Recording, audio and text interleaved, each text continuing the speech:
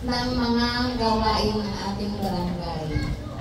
Isa rin po ako sa katuwang ng ating punong barangay sa pagtugon sa mga opisyal na sulat at request na nagmumula sa iba't ibang ahensya ng gobyerno, pati na po sa mga pribadong sektor.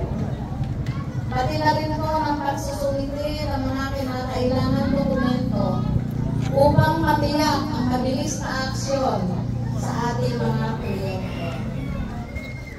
Sa pamamagitan po ng maayos at maagap na pagtugon, na ipararating natin ang ating mga pangangailangan sa tamang kinauukulan.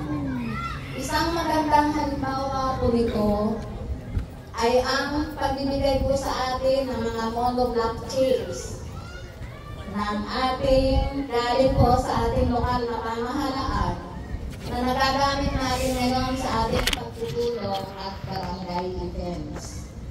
Patunay po ito na ang maayos at maagap na dokumentasyon ay may malaking papel sa ating barangay. Bukod po dito, patuloy natin pinapalakas ang ating barangay records management sa pamamagitan